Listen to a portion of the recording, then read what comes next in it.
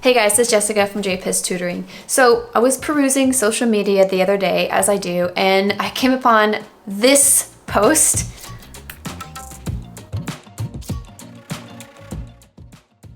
And I was like, don't share our secret, don't let everybody know, then nobody will go back to actual school, you know? But I guess that's not really true. I mean, I don't really know what it means when it says now is the time for teachers to eat. I mean, teachers have always been eating. I don't know, maybe they're making a point that like some teachers can't afford groceries, so let's make sure they can. I don't know. A lot of us have left the traditional classroom, or at least we're not totally there 100% of the time. And we've been able to teach from home. And that means a lot of us are homeschooling now. And that means we're not just teaching our own children if we have them. We are teaching other people's children because we as teachers are the experts in our field, and we've also learned how to run a business. But as someone who has an online tutoring business, I'm actually kind of pleased and kind of surprised that other people are starting to realize it and talk about it. Schools, it's hard, it's tough, right? All I see now on social media and YouTube and whatnot are how terrible the school environment is, particularly public school. That's really all I hear about. To be quite honest, I went to public school. And there wasn't really another option. We didn't really have a great private school in our area, and it wasn't so bad though. It wasn't bad back then. I mean, it was a grind having to get up, be at school every day, and there was like certain nonsense, like there was testing and this and that. But back then, I mean, we very much had a community. Like everyone I went to church with pretty much went to the same school. I mean, everyone came to the football games on Friday nights and cheered. I think some of us knew that a lot of what we were learning was kind of bogus or like kind of a waste of time, but we were kids, so we didn't really care that we were wasting time. It wasn't really until later on that we realized, oh my gosh, why didn't we learn useful things in life, like how to change a tire? Oh, I guess some people learned that, but I didn't have to do that in school. It might have been helpful though. I never learned how to manage taxes. I didn't learn how to debate or face certain types of conflict. There weren't practical life skills being taught in the schools. And so believe me, whenever I'm sitting here at this computer, right here, wherever I'm sitting here, like it looks like, oh, it's so calm and you're just talking about books. And yes, I am always talking about books, but it's in the books and it's in these lessons that I'm able to give real world situations. And I always tell the kids, hey, here's what could happen to you, or here's what I went through. Teachers did this in school, some, but I try the best I can to make my lessons practical and useful. It's not just about memorize these words, read this paragraph, write this down right now. There's a purpose for everything, and I love making sure people know why.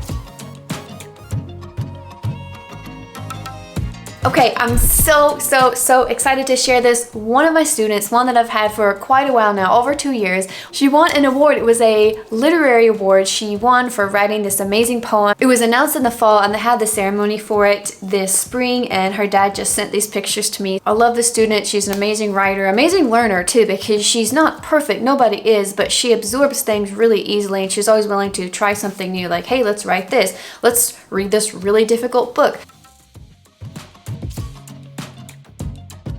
If you guys follow me on Instagram, you've probably seen this really goofy picture of me holding up this book. That was the season of us reading The Invisible Man by H.G. Wells, and not the easiest book in the world for somebody who's 10 years old, but she read it and we really enjoyed it and kind of laughed at the antics and the things that go on in the book, but it's also just, we talked about like some psychological stuff too. The main character in this story is quite deep and troubled, and so I like being able to take what could be a very adult concept of somebody struggling psychologically or somebody who's incredibly hateful or greedy, and breaking that down into terms that she can understand and saying, hey, what do you think of what this guy's going through? Why is he doing it? And what choices did he make that led him down this path? Like, what could he have done differently? What would you do if you were in the story? All this comes up, and I realize with the homeschooling curriculum that I use, the Michael Clay Thompson, it's great, but man, it is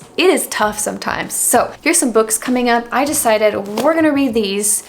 These are from my girly childhood shelf. The Secret Garden, which it's been so long, I've got to go back through this, and then A Little Princess, I thought. So I try to have age appropriate books, but sometimes you just got to stick with the classics that are less relatable, but it helps them learn more if they're trying to read something that, oh, it's harder, oh, it feels outdated, oh, but that vocabulary.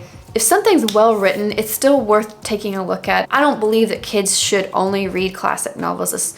I think that's too much. I try to throw in some fun books or relatable books and along with the actual challenging texts. Okay, so I'm tutoring right now, but I set them on a 7-minute timer. So this is 2 sisters. They're actually in a little shared class and they're working on a writing assignment, and hopefully they can't hear me right now because I did mute myself. They've got 3 minutes, 34 seconds left. So we're also studying Wind in the Willows, which does happen to be the MCT level 2.